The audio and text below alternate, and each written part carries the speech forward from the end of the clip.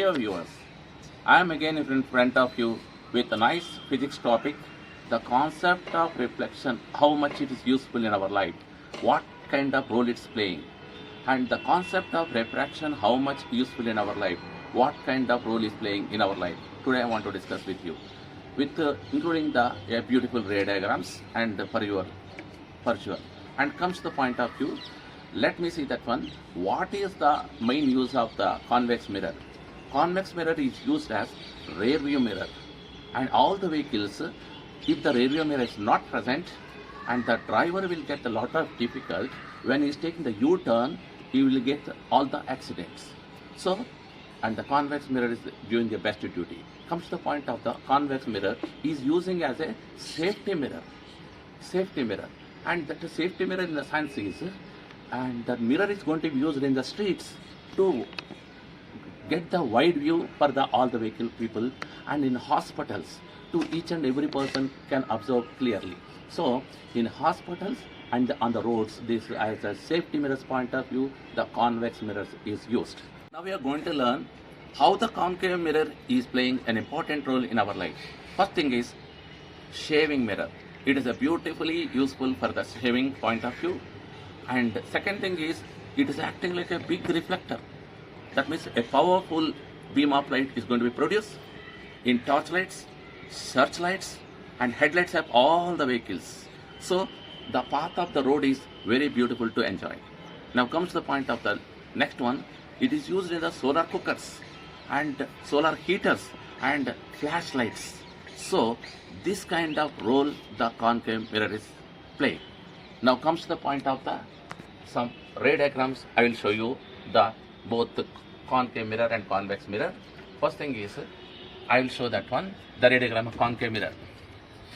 Whenever concave mirror, I am taking the object, I am placing the object beyond C of the concave mirror. I am getting the image between F and C. Now the distance from the pole of the mirror to object is very large. The distance from the pole of the mirror to image is very short.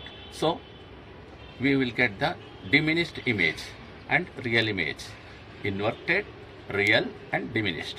So this is the way of the first case.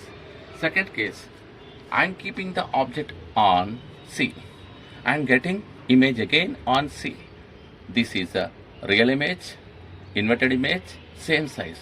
And how can I get the same size? Because the distance of the pole of the mirror to object exactly equal to the distance of the mirror from the image. So the size of the object is equal to size of the image. So the nature of the image is real, inverted and same size. And comes to the point, if I am keeping the object between C and F, center of curvature and focus, then I will get very enlarged image which is forming beyond C, and the distance from the pole of the mirror to beyond the image will be very large. So automatically we can consider that one image will be bigger. Reason, the distance of the pole of the mirror to image is very high when compared to the pole of the mirror to object. So this nature of the image is real, inverted, enlarged, or we can say magnified image. Come to the point of the fifth occasion.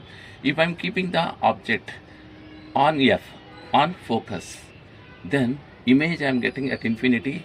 We cannot even define the nature of the image here. Next, the object I am keeping between pole of the mirror and F. So automatically I am getting the image beyond the mirror. That is a virtual image. The only virtual image, the only one virtual image I am getting here when I am placing the object between P and F, pole of the mirror and focus. I will get virtual, erect, enlarged image. So these are the ray diagrams, very useful for your career. We are going to learn how the lenses are useful in our life. Lenses are making one important role in our life. In the sense is, first of all, lenses are going to be used as magnifying glass. Thereafter, and for anybody got the long sight, hypermetropia, the people unable to see the near objects. For example, we cannot see the newspaper, we cannot read properly the newspaper. That is going to be considered as hypermetropia or long sight. This is going to be corrected with the help of this convex lens.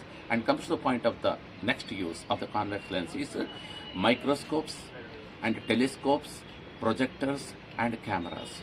And these are the uses of the convex lenses. And comes to the point of the concave lens. This is used in the short sight. We can call it as a myopia. And in this case, the people unable to see the distant objects like wall posters and the very advertising holdings and all these things. So this can be corrected by using the concave lens, biconcave lens. And biconcave lens also used in presbyopia. The people who are unable to see the near objects and far objects also. In this presbyopia point of view, one lens is used which is a combination of convex lens and concave lens. That lens is called bifocal lens. Bifocal lens is used for presbyopia. So these are the important roles which the lenses are playing and the refraction is playing. And one more point I want to say, in case of refraction, the focal length is going to be equal if the refractive index is 1.5. If the refractive index is 1.5, that occasion focal length is going to be useful. And in that case of the reflection, focal length is half of the radius of curvature, where because here the concept is focal length is half of the radius of curvature, in the sense is the distance of the from the pole of that mirror to center of curvature is double of the pole of the mirror to focus. So automatically R is equals to 2m. But in the case of the lens is having two radius of curvature. Two radius of curvature, and both the radius of curvature are not going to be equal. That is the reason here when the refractive index of any lens is maintaining 1.5, focal length is going to be equal to radius of curvature. This concept you try to remember in all the lens point of view. It will be very easy, and try to learn the lens maker formula and lens formula. Here we see that one, some ray diagrams of the convex lens. First position, if I am keeping the object beyond C, I am getting the image between F and C. Now you can find out the object distance is greater than the image distance.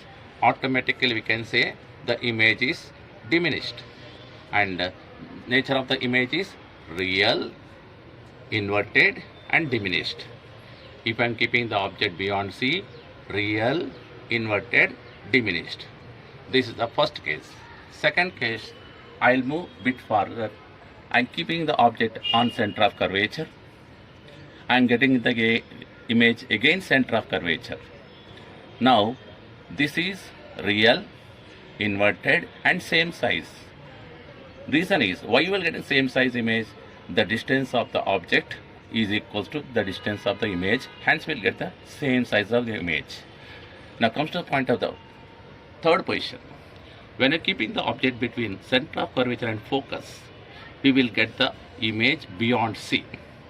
And here the distance of the object is very smaller when compared to the distance of the image is very large. So because of the greater image distance point of view, we will get magnified image, and this is the inverted magnified image. Real, inverted, magnified image. Come to point of number 4. If I am keeping the object on F, we can't find the image, it will be at infinity, and it is difficult to find out the nature of the image. Now position number 5. If I am keeping the object between P and F, pole of the lens and focus, I am getting the image on the same side of the object virtually. This is the only one virtual image, erect image I am getting in 5 cases. And when do we get virtual image means you have to keep the object between P and F, you will get virtual image. This is virtual, erect and enlarged image.